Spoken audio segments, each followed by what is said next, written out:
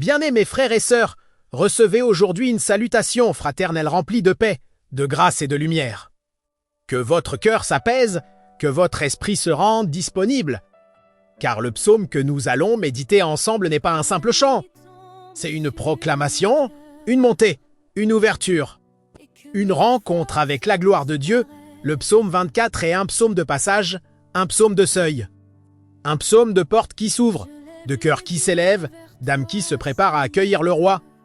Il nous conduit d'abord à lever les yeux vers la création entière, puis à regarder profondément en nous-mêmes et enfin à tourner notre regard vers le ciel pour contempler le roi de gloire qui s'avance. Ce psaume nous pose des questions essentielles, non pour nous condamner, mais pour nous éveiller. Il nous rappelle que Dieu n'est pas seulement le créateur de l'univers, mais aussi le roi qui désire entrer dans la vie de ceux qui se tiennent devant lui avec un cœur pur. Avant d'écouter ce psaume, il est important de ralentir, de respirer, de déposer nos fardeaux. Car le psaume 24 n'est pas fait pour être lu à la hâte, il est fait pour être accueilli, médité, habité. Approchons-nous donc avec respect, car ce psaume parle de sainteté, de vérité, d'élévation intérieure, et surtout de la présence glorieuse de Dieu. Lisons ensemble le psaume 24. À l'Éternel la terre et ce qu'elle renferme, le monde et ceux qui l'habitent. Car il l'a fondé sur les mers et affermi sur les fleuves. Qui pourra monter à la montagne de l'Éternel? Qui s'élèvera jusqu'à son lieu saint? Celui qui a les mains innocentes et le cœur pur. Celui qui ne livre pas son âme au mensonge et qui ne jure pas pour tromper. Il obtiendra la bénédiction de l'Éternel, la miséricorde du Dieu de son salut. Voilà le partage de la génération qu'il invoque, de ceux qui cherchent ta face. De Jacob, porte, élevez vos linteaux, élevez-vous, porte éternelle. Que le roi de gloire fasse son entrée.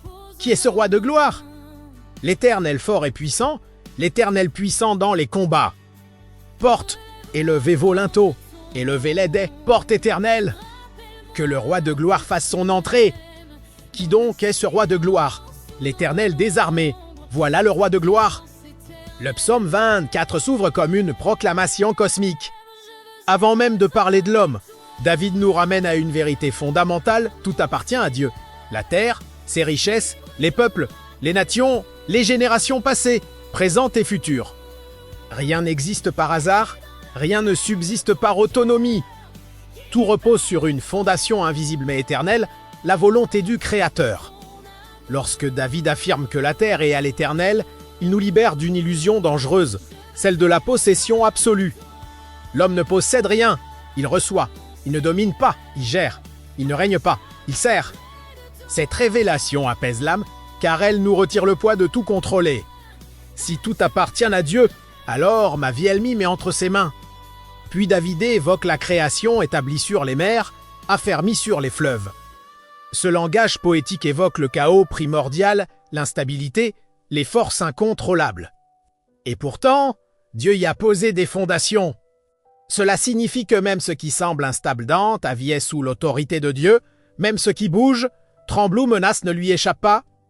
Cette vérité devient un refuge pour l'âme inquiète. Après cette déclaration universelle, le psaume change soudain de direction. David passe du cosmos au cœur humain, de l'immensité de Dieu à la petitesse de l'homme. Et la question surgit, grave, solennelle, inévitable. Qui pourra monter à la montagne de l'Éternel? Qui s'élèvera dans sa présence? Ce n'est pas une question géographique. Ce n'est pas une montée physique, c'est une élévation intérieure.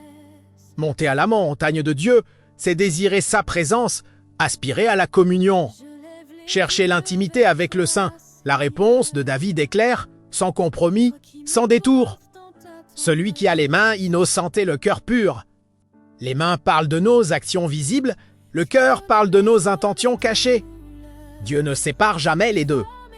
Une vie droite devant Dieu commence dans le cœur et se manifeste dans les actes. Les mains innocentes ne sont pas des mains parfaites, mais des mains repentantes, lavées, soumises. Ce sont des mains qui ne bâtissent pas sur l'injustice, qui ne prennent pas ce qui ne leur appartient pas, qui ne frappent pas pour détruire, mais qui se lèvent pour bénir. Le cœur pur n'est pas un cœur naïf, c'est un cœur unifié, un cœur sans duplicité. Un cœur qui ne dit pas une chose et n'en pense pas une autre. Un cœur qui ne joue pas un rôle devant les hommes tout en cachant une autre vérité devant Dieu. La pureté ici n'est pas morale seulement, elle est spirituelle. Elle parle de loyauté envers Dieu. David ajoute que cet homme ne livre pas son âme au mensonge. Cela signifie qu'il ne fonde pas sa vie sur l'illusion, la tromperie, la manipulation ou l'orgueil. Il ne se construit pas une identité fausse. Il ne vit pas pour paraître, mais pour être. Et voici la promesse, il obtiendra la bénédiction de l'Éternel. Non une bénédiction superficielle, mais une approbation divine, la paix intérieure, la stabilité de l'âme. La sécurité de marcher sous le regard favorable de Dieu, David élargit ensuite la vision. Il ne parle plus d'un individu isolé, mais d'une génération. Une génération qui cherche Dieu, qui recherche sa face. Cela signifie que la foi n'est pas seulement personnelle, elle est aussi collective. Dieu cherche un peuple, pas seulement des individus dispersés. Une communauté de cœurs tournés vers lui, puis le psaume bascule dans une dimension majestueuse et dramatique. Les portes éternelles sont appelées à s'élever. Ce langage symbolique évoque l'entrée du roi dans sa cité, mais aussi l'ouverture du cœur humain à la gloire divine. Les portes ne sont pas seulement des structures, elles représentent nos résistances, nos peurs, nos fermetures intérieures. Quand David ordonne aux portes de s'élever, il nous invite à ouvrir ce que nous avons fermé, à laisser entrer Dieu là où nous avons mis des verrous, accueillir sa présence là où nous avons dressé des murs. La question retentit Pex, qui est ce roi de gloire? Et la réponse est puissante, solennelle, triomphante. C'est l'Éternel, fort et puissant. Puissant dans les combats, puissant dans la délivrance, puissant dans la fidélité. Ce roi n'est pas fragile, il n'est pas hésitant, il n'est pas incertain, il entre avec autorité, il règne avec justice, il triomphe sans arrogance. Sa gloire n'écrase pas, elle restaure. Lorsque le psaume répète l'appel aux portes, il insiste. Comme si Dieu frappait encore, comme si la grâce insistait, comme si la gloire voulait entrer pleinement. Dieu ne force pas, mais il appelle avec persévérance. La conclusion est éclatante, l'Éternel désarmé, voilà le roi de gloire. Le Dieu des combats, des victoires, des délivrances, mais aussi le Dieu de la proximité, de la sainteté et de la présence. Ce psaume devient alors une invitation quotidienne. Ouvre les portes de ton cœur, élève les verrous de ton âme. Laisse entrer le roi tes lieux non seulement comme sauveur, mais comme Seigneur.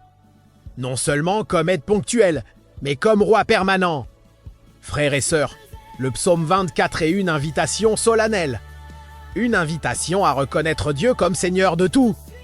Une invitation à purifier notre cœur. Une invitation à ouvrir les portes de notre vie au roi de gloire. Ce psaume nous rappelle que la présence de Dieu n'est pas automatique, elle est précieuse, elle se prépare, elle se respecte. Elle s'accueille avec humilité. Aujourd'hui encore, le roi de gloire se tient devant la porte de nos vies. Il ne demande pas la perfection, mais la sincérité.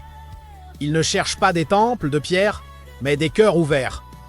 Levons donc les portes de nos pensées, et levons les linteaux de notre foi. Laissons entrer celui qui apporte la paix, la justice et la gloire. Que ce psaume demeure en vous comme une prière silencieuse, comme une marche intérieure vers la présence de Dieu, et que le roi de gloire trouve en vous une demeure, où il se plaît à habiter. Amen.